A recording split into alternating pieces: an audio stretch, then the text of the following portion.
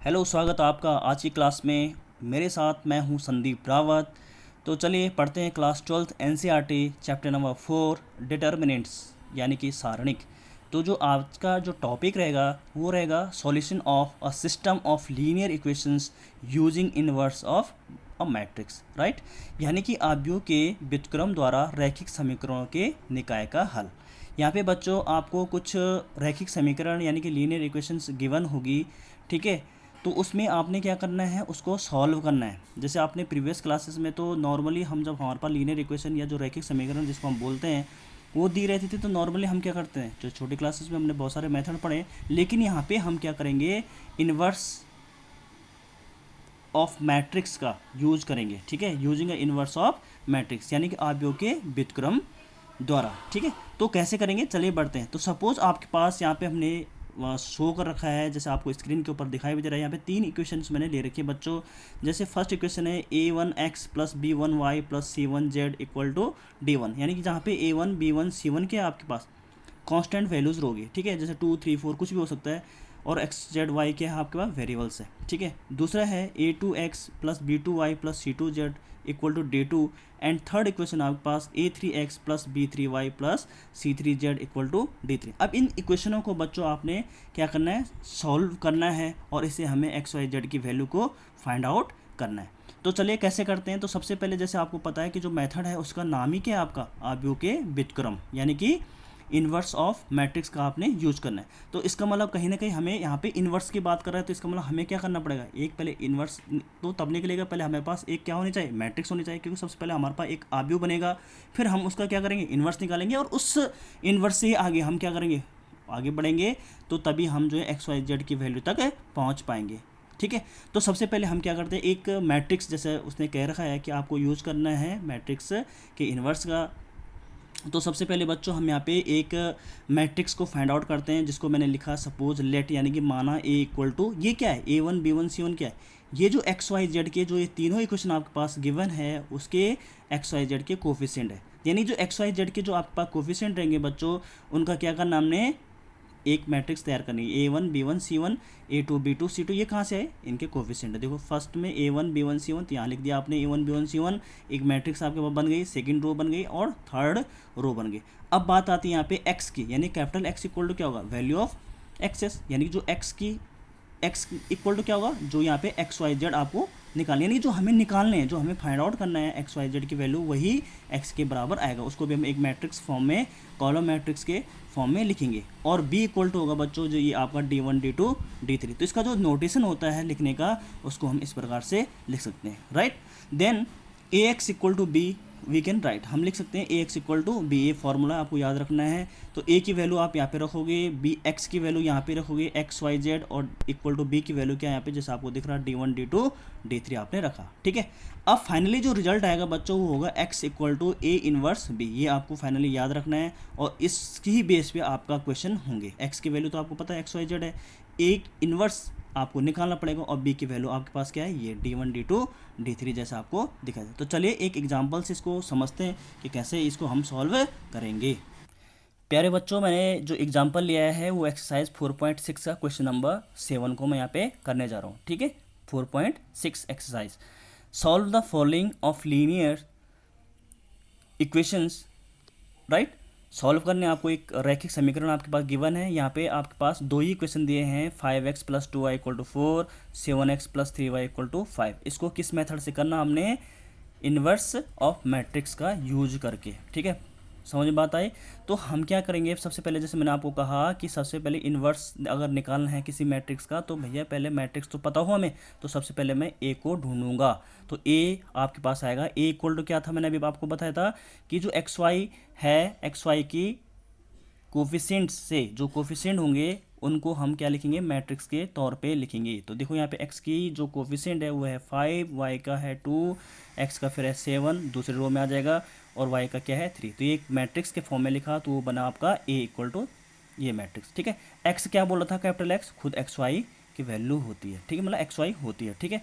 b क्या होता है आपका, ये वाला जो राइट हैंड साइड में आपको नंबर दिख रहे हैं इक्वल के फॉर्म में, 4 एंड 5, ठीक है, तो यहाँ पे आप लिख लेंगे। अब आपको पता है बच्चों डायरेक्ट एक्स इक्वल टू होता है ए इनवर्स बी, जो मैंने आपको कहा था अभी अभी कि आपको X equal to A inverse B याद रखना है। अब देखो यहाँ पे एक्स की वैल्यू आपके पास गिवन है एक्स वाई होता है, बी आपको 4 और 5, लेकिन बच्चों यहाँ पे आप देखेंगे ए इनवर्स आपके पास नहीं है।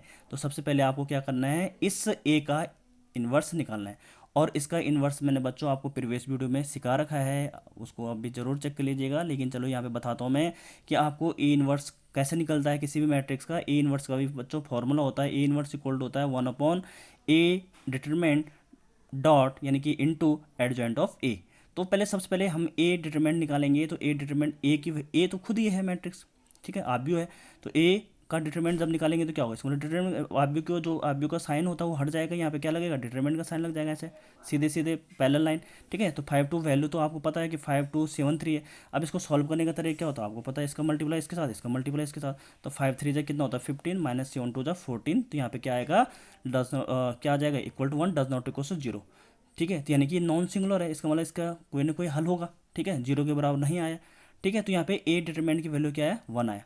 अब आपको एडजॉइंट निकालना है। एडजॉइंट ऑफ ए कैसे निकलेगा, एडजॉइंट ऑफ ए आपको पता है एडजॉइंट ऑफ ए कैसे निकलता है। एडजॉइंट ऑफ ए होता है आपका कोफैक्टर ऑफ ऑल एलिमेंट्स, यानी कि जैसे A11 A12 A21 A22 का ट्रांसपोज, यानी डैश लिख सकते हैं या टी लिख सकते हैं, ठीक है।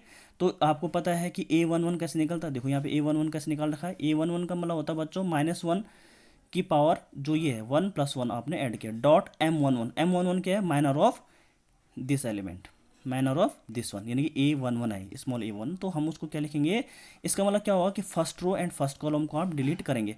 तो देखो first row and first column delete होगा तो क्या बचेगा आपके पास 3 बचेगा। देखो फर्स्ट रो ये डिलीट हुई और फर्स्ट कॉलम डिलीट हुआ तो क्या बचेगा 3। तो यहाँ पे क्या आ जाएगा, M11 की वैल्यू क्या आएगी 3 और -1 की पावर क्या होगी बच्चों 2। तो -1 की पावर अगर 2 होगी तो आपको पता है क्या है 1 आ जाएगा ना।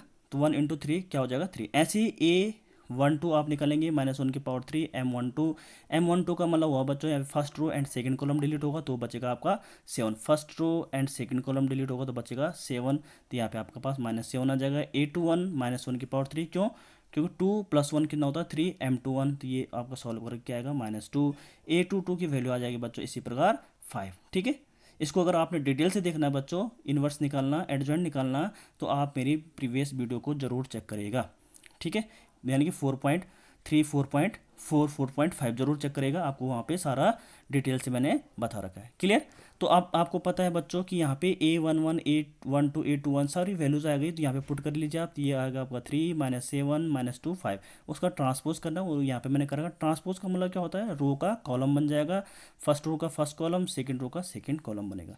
तो अब देखो यहाँ पे A इनवर्स इक्वल टू क्या होता है, ये वाली वैल्यू होती है 1/A डिटरमिनेंट। A डिटरमिनेंट की वैल्यू क्या है 1, तो 1/1 और ये आपका आ गया। तो आप देखा कि A इनवर्स की वैल्यू आपके पास क्या आई 3 -2 -7 5, राइट। बच्चों यहाँ पे A इनवर्स आपके पास निकल चुका है। तो आपको पता है कि फॉर्मूला क्या होता है, x इक्वल टू क्या होता है A इनवर्स B होता है। वैल्यूज पुट कर लिए, x की वैल्यू क्या होती है XY होगी, ठीक है। A इनवर्स की वैल्यू अभी भी आपके पास निकली एक मैट्रिक्स के फॉर्म में 3, जिसके एलिमेंट क्या है 3 -2 -7 5 जैसे आपको दिख रहा है। और डॉट देखो यहाँ पे डॉट है बीच में, यहाँ पे डॉट है। अब B की वैल्यू क्या है 4 5, ठीक है। एक कॉलम मैट्रिक्स है, इसको मल्टीप्लाई कर लीजिए। दो मैट्रिक्स का मल्टीप्लाई प्रोडक्ट कैसे होता है, first row and first column. तो देखो 3 × 4 प्लस -2 × 5 ऐसी -7 × 4 प्लस 5 × 5। आपके पास ये सॉल्व करने पे आ जाएगा 2 - 3। तो यानी कि XY की वैल्यू क्या है, ये भी कॉलम मैट्रिक्स ये भी कॉलम है।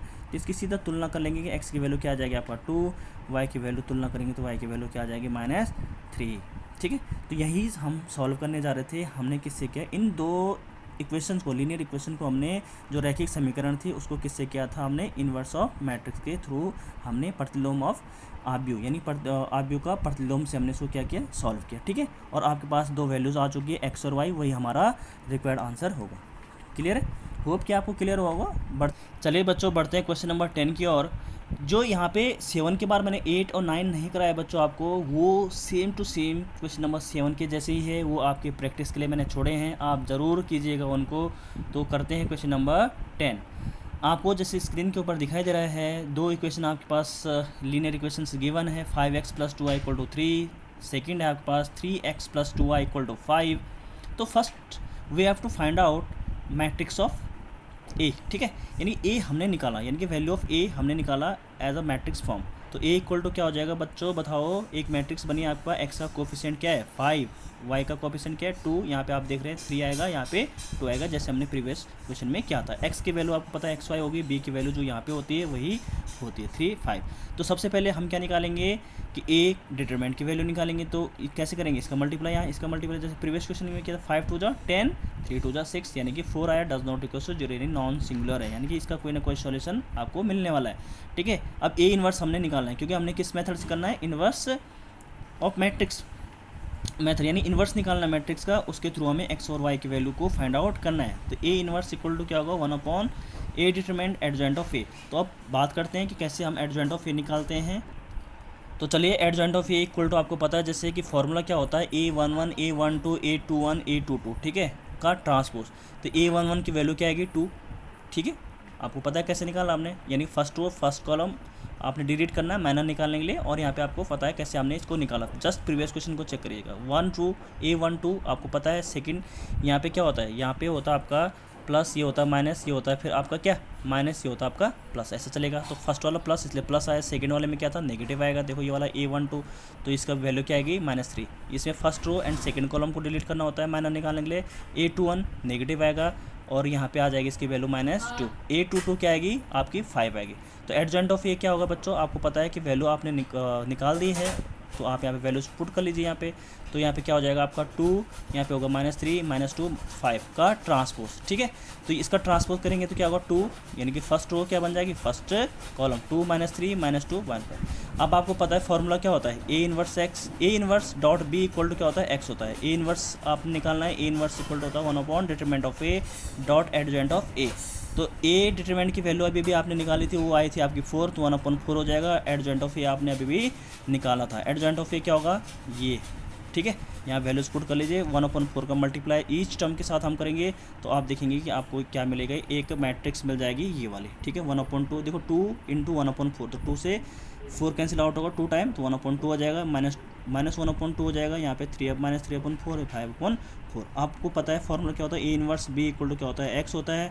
तो ए इन्वर्स की वैल्यू आप यहाँ पे रख लेंगे, बी की वैल्यू 3 5 और यहाँ पे हो जाएगा इक्वल टू एक्स की वैल्यू आपको पता है एक्स वाई, सारी वैल्यूज आपको अवेलेबल है। ए इन्वर्स आपने निकाला, बी की वैल्यू आपको पता है 3 5 होती है, एक्स की वैल्यू आपको पता है एक्स वाई। इसका मल्टीप्लाई वही फर्स्ट रो फर्स्ट कॉलम के साथ मल्टीप्लाई करेंगे तो आपको ये एक मैट्रिक्स में मिलेगी। मैट्रिक्स फॉर्म में जो आपको मिला है उसको आपने फिर सॉल्व करना है। तो देखते हैं कैसे सॉल्व कर बच्चों। यहाँ पे आप देखेंगे कि आपको सॉल्व करने पे के बाद क्या मिलेगा, 3/2 -5/2 -9/4 + 25/4, ठीक है, मैट्रिक्स फॉर्म में। और यहाँ पे क्या हो जाएगा एक्स वाई। इसको और हम क्या करेंगे, सॉल्व करेंगे तो ये क्या हो जाएगा आपका 2 को एलसीएम ले लीजिए, और 3 - 5 कितना होता है -2 होता है। 5 में से 3 गए कितना हो जाएगा 2, लेकिन नेगेटिव का आएगा क्योंकि 5 बड़ा है आपको पता है, तो -2/2। यहाँ पे 4 एलसीएम आ जाएगा और यहाँ हो जाएगा 25 में से 9 गए तो क्या बचेगा 16, यानी 16/4 एक्स वाई। तो इसको 2 से 2 कैंसिल आउट हो जाएगा आपको, जैसे आपको दिख रहा है यहाँ पे 2 से 2 कैंसिल, यहाँ पे 16 कैंसिल आउट, 4 से 4 4 16, तो ये हो जाएगा -1 और यहाँ बचेगा 4। 2/2 क्या होता है 1 होता है, तो माइनस होने का -1 आएगा, यहाँ पे क्या आ जाएगा 4 एक्स वाई। तो यहाँ पे कंपेयर कर लीजिए, एक्स की वैल्यू आएगी -1, वाई की वैल्यू क्या आएगी 4। तो होप कि आपको क्लियर हुआ होगा बच्चों। ऐसे ही हम जो है बाकी क्वेश्चन भी करेंगे, ठीक है। तो थैंक यू सो मच।